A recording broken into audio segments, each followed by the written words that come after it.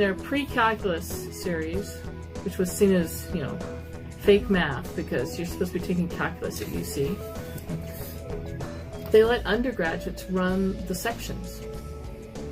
So I actually got credit for it the first time and got paid for it the second time. And I found I loved it. And what I loved was doing group work.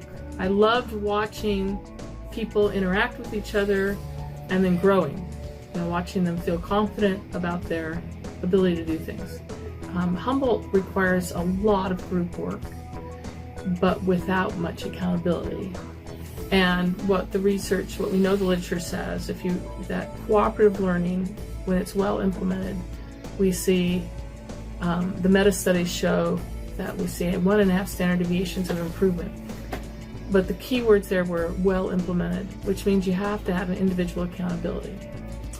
And within our own department, and with the research I'm seeing at the diversity conferences I'm going to affiliate with engineering education, is some issues that are happening that don't help our folks of color, first generation, or women in STEM, are its group work.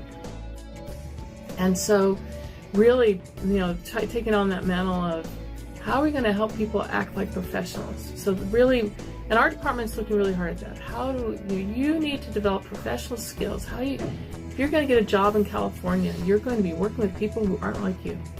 By definition, just got to start there. So how do you be a professional with people who aren't like you? So we're going to practice, and our students have to work together a lot. So this year,